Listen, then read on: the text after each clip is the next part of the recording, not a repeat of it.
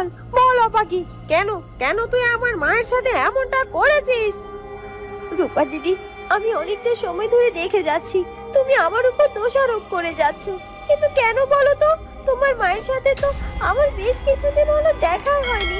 আর তাছাড়া তোমার মায়ের উপর আমার কোনো ক্ষোভ বা অভিযোগ কিচ্ছু নেই। আমি জানি তোমার মা আমাকে হত্যা করেনি, আমার মা সাপের কামড়ে মারা গিয়েছে। আর আমার মায়ের মৃত্যুটা যে আমাকে অনেক কষ্ট দিয়েছে, কিন্তু তারপরও আমি সেই সব কিছু মেনে নিয়েছি। আমি তো একটিবারের জন্য কাউকে দায়ী করিনি।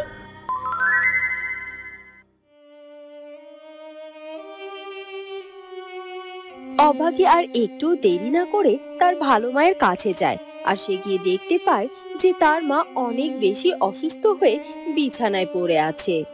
ভালো মা, এ কি অবস্থা হয়েছে কি তোমার? তুমি নিশ্চয়ই তোমার নিজের শরীরের কোনো যত্ন নাওনি, ঠিক মতো খাওয়া দাওয়া করনি, আর তাই এইভাবে অসুস্থ হয়ে বিছানায় পড়ে আছো। অভাগী মা, তুই এসেছিস। আমি জানতাম তুই আমার কাছে ঠিক ফিরে আসবি। আমি একটা দিন পার হয়েছে আর ভেবেছি যে এই বুঝি তুই আমার কাছে ফিরে আসলি, কিন্তু তুই আমার কাছে ফিরিসনি মা। আর তাই তো তোর জন্য যে আমার বড্ড চিন্তা হচ্ছিল। আর তুই যদি আমার কাছে নাই থাকিস, তখন কি আমার মুখে কোনো খাবার ওঠে রে মা? তোর চিন্তায় চিন্তায় আমি নাওয়া খাওয়া সবই যে ভুলে গিয়েছিলাম। আমি তো ভেবেছিলাম তুই হয়তো আর কখনো কোনো দিনও আমার কাছে ফিরে আসবি না, কিন্তু বিধাতার দয়ায় তুই আবার আমার কাছে ফিরে এসেছিস। এবার দেখবি মা, আমি ঠিক সুস্থ হয়ে উঠবো। আমি তোমার কাছে ফিরে এসেছি। আসলে ভালো মা, আমি একটি বিশেষ কাজে গিয়েছিলাম। আমি একজনকে তার আসল রূপ ফিরিয়ে দেওয়ার জন্য বাড়ির বাইরে ছিলাম। তবে মা, এই তো আমি ফিরে এসেছি, আর কোথাও যাব না তোমাকে ছেড়ে। সত্যি বলছিস তো মা? তুই আমাকে ছেড়ে আর কোথাও যাবি না? তুই জানিস তো মা, তুই ছাড়া যে আমার আর কেউ নেই। আর তাই তুই যদি আমাকে ছেড়ে চলে যাস, তাহলে তো আমি মরেই যাব রে মা। না না না ভালো মা, আমি তোমাকে ছেড়ে কোথাও যাব না।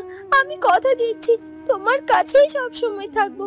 তবে আমি আমার নিজের মাকে হারিয়েছি, আর আমি আমার ভালো মাকে হারাতে চাই না, চাই না। ওদিকে রাঘবের ডাকে প্রহরী তাড়াতাড়ি করে তার কাছে এসে হাজির হয়। প্রহরী, রাজগণক কোথায়? তাকে তো আমি এই কারাগারে বন্দি করে রেখে গিয়েছিলাম। তাহলে সে কারাগার থেকে কোথায় চলে গেল? বলো আমাকে, জবাব দাও। কি মন্ত্রীপুত্র তো আমার কাছে রাজগণকের ব্যাপারে জানতে চাইছে, কিন্তু আমি কি করে তাকে বলবো যে রাজগণক এখান থেকে পালিয়ে গিয়েছে, আর তাকে আমি এখান থেকে পালিয়ে যেতে নিজে সাহায্য করেছি। যদি সেটাই রাঘব জেনে যায়, তাহলে তো আমার মহা বিপদ পড়ে যাবে। সে তো আমার চাকরি থেকে এক্ষুনি ঘাড় ধাক্কা দিয়ে বের করে দেবে। এমনকি রাঘব আমাকে প্রাণে মেরেও ফেলতে পারে। তাহলে এখন আমি কি বলবো তাকে? কে হলো গো? তুমি চুপ করে আছো কেন? আমার কোনো কথার উত্তর দিচ্ছ না যে? আমি তো তোমাকে দায়িত্ব দিয়েছিলাম এই কারাগারে পাহারা দেওয়ার জন্য, যেন কোনোভাবে রাজগণক এখান থেকে পালিয়ে যেতে না পারে। কিন্তু এখন তো দেখছি কারাগারের ভেতরে নেই, আর তারপরও তোমার কাছে আমি সেই তখন থেকে জিজ্ঞাসা করে যাচ্ছি। তারপরও তুমি চুপচাপ দাঁড়িয়ে আছো কেন? আমার কথা উত্তর দাও বলছি, না হলে কিন্তু এক্ষুনি আমি গর্দান নেব তোমার। না না, আর চুপ করে থাকলে হবে না। যে করে হোক আমাকে কথা বলতেই হবে, না হলে তো আমি আবার নতুন করে বিপদে পড়ে যাব। বলছি যে মন্ত্রীপুত্র, আমি সত্যি জানি না যে কি করে রাজগণক এই কারাগার থেকে পালিয়ে গিয়েছে। আমি তো সব সময় ভালোভাবেই পাহারা দিচ্ছিলাম। আসলে তখন হঠাৎ করে আমার পিপাসা লেগে গিয়েছিল, তাই আমি জল খাওয়ার জন্য একটু ওদিকটাতে গিয়েছিলাম। সেই সুযোগেই কি রাজগণক এখান থেকে পালিয়ে গিয়েছে? কি বলছো তুমি? জল খেতে গিয়েছিলাম মানে? জল খেতে গিয়েছিলে, এই সময়ের মধ্যে পালিয়ে গেল, আর তুমি কিছুই জানতে পারলে না? আর এই কথা তুমি আমাকে বিশ্বাস করতে বলছো? আমার তো মনে হচ্ছে রাজগণক পালিয়ে যাওয়ার ব্যাপারে নিশ্চয়ই তোমার কোনো হাত আছে। সত্যি বলছি মন্ত্রীপুত্র, আমি একটু মিথ্যা বলছি না। এতদিন আপনার কাজ করছি, কখনো কোনো দিনও আপনার সাথে বিশ্বাসঘাতকতা করিনি। আর আজ আমি কিভাবে বিশ্বাসঘাতকতা করি আপনার সাথে বলুন? আপনি আমাকে বিশ্বাস করুন, আমি রাজকনকের ব্যাপারে কিছু জানি না। সত্যি তো, এই প্রহরী সব সময় আমার সাথেই থেকেছে, আর ওকে দিয়ে তো আমি আরো অনেক কাজ করিয়েছি, কিন্তু ও তো আমার সাথে কখনো বিশ্বাসঘাতকতা করেনি। নিশ্চয়ই রাজকনক কোনো ফোন দিয়েতে এখান থেকে পালিয়েছে। যাই হোক, সেসব নিয়ে আমি এত ভাবছি না। কি হয়েছে, আমার হাতে তো বড় একজন রয়েছে, আর তাকে দিয়েই তো আমি রাজ্য আমার নিজের করে নিতে পারবো। এ কথা বলে রাঘব সেখান থেকে চলে যায়। এটা কি হলো? রাঘব আমার কথা এত সহজে বিশ্বাস করে নিল, আর রাজকনক এখান থেকে পালিয়ে গেল। তারপরও তাকে সেরকম অস্থির হতে দেখলাম না, আর সে স্বাভাবিকভাবে এখান থেকে চলে গেল, কিছুটাই করলো না। কিন্তু রাঘবের এই স্বাভাবিক দেখে আমার যে আজ বড্ড ভয় লাগছে। ও আবার নতুন করে ষড়যন্ত্র করছে না তো?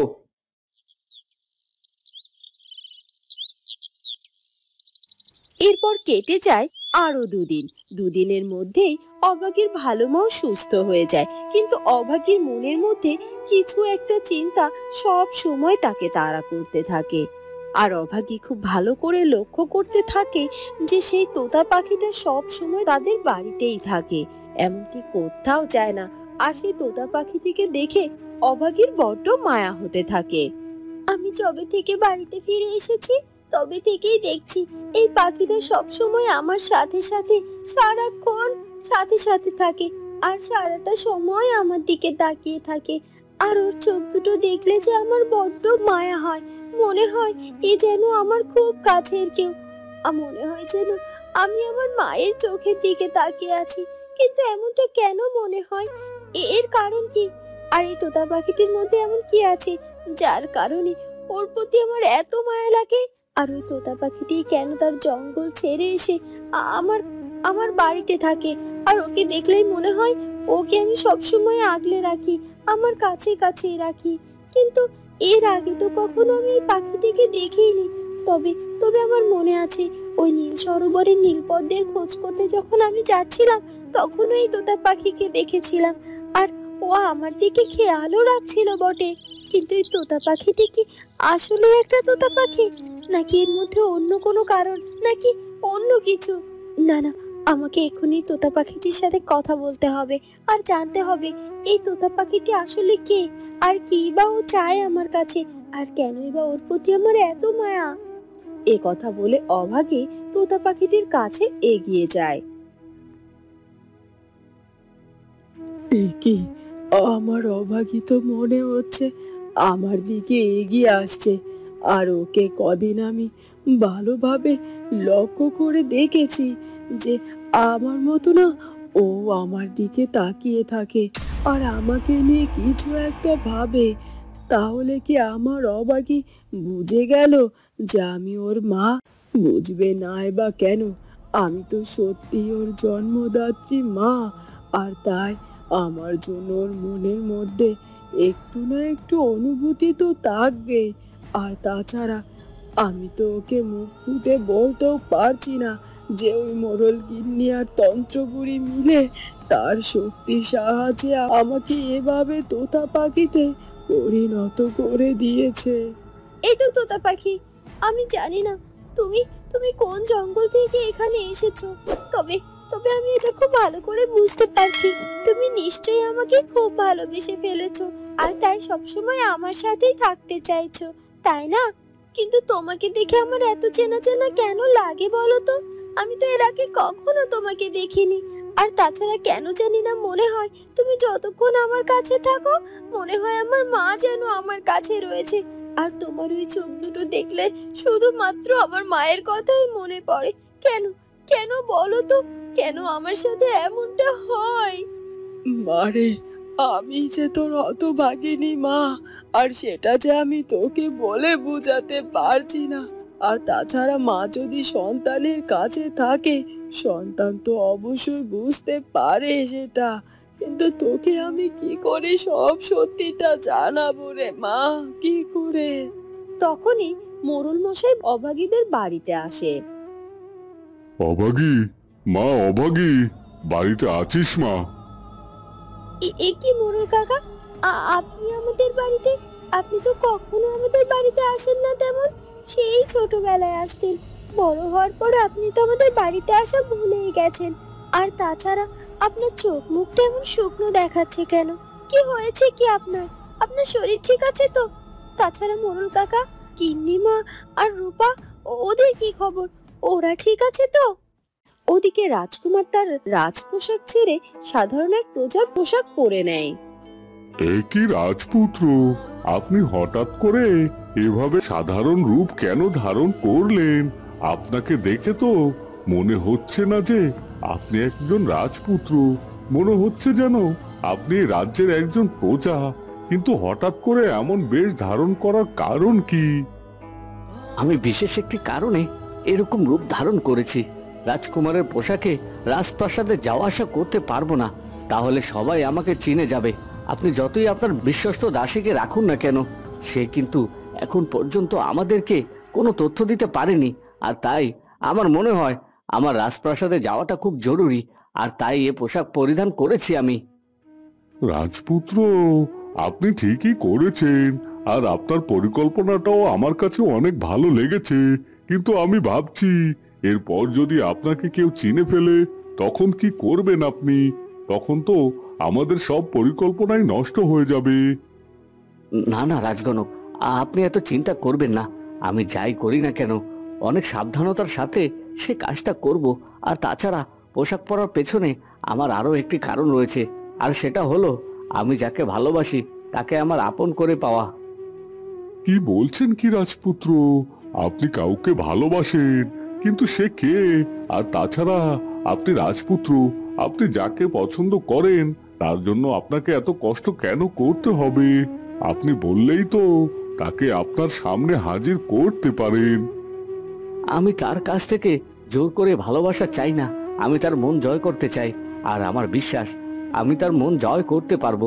আর রাঘবকে চিরকালের মতো সরিয়ে দিয়ে তাকে নিয়ে আমার প্রাসাদে যাব এবং বাবা মাকে নিয়ে সুখে শান্তিতে রাজ্য পরিচালনা করব। ঠিক আছে রাজপুত্র, আপনার যেটা ভালো মনে হয় আপনি সেটাই করুন। আমি আপনার পাশে আছি। ওদিকে রাজামশাইকে একটি অন্ধকার কক্ষে জনাজীর্ণ অবস্থায় বেঁধে রাখা হয়েছিল। আমাকে একটু জল দাও, আমার যে বড্ড জল তেষ্টা পেয়েছে। আমি যে আর সহ্য করতে পারছি না। বেশ কয়েকদিন হলো আমি কিচ্ছুটি খাইনি। ক্ষুধায় যে আমার পেটের ভেতরটা খুব ব্যথা করছে। কেউ আমাকে একটু জল দাও, আমি যে জল খেতে চাই, আমাকে একটু জল দাও। এই, কেউ কি আমার কথা শুনতে পাচ্ছ না? কেউ কি নেই এখানে? কেউ কি আমার আর্তনাদ শুনতে পাচ্ছ না? আমি যে গলা শুকিয়ে মরে যাচ্ছি, তোমাদের মনে কি একটু মায়া নেই আমার জন্য? আমি এভাবে কষ্ট পাচ্ছি, তারপরও তোমরা কেন আমাকে জল দিচ্ছ না? কি অন্যায় বা কি অপরাধ করেছি আমি, যার জন্য এত বড় শাস্তি দিচ্ছ? আমি যে সহ্য করতে পারছি না। আর তাছাড়া আমাকে বলো, আমি সেই সবকিছু দিয়ে দেব, তারপরও আমাকে একটু জল দাও। আমি যে জল না পেলে সত্যি সত্যি এবার মরে যাব। তখনই একটা লোক রাজার কাছে এক গ্লাস জল নিয়ে আসে।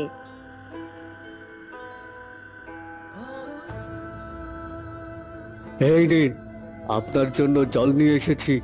কারণ জল না দিয়ে তো আপনাকে মেরে ফেলা যাবে না, আপনার কোনো রকম বাঁচিয়ে রাখতে হবে। আর আমাদের কাছে তো এই আদেশটাই রয়েছে, আর আমরা তাদের আদেশের বাইরে যেতে পারবো না। তবে আপনি জলের জন্য অনেক বেশি কষ্ট পাচ্ছিলেন, আর তাই তো এই জলটুকু নিয়ে এসেছি।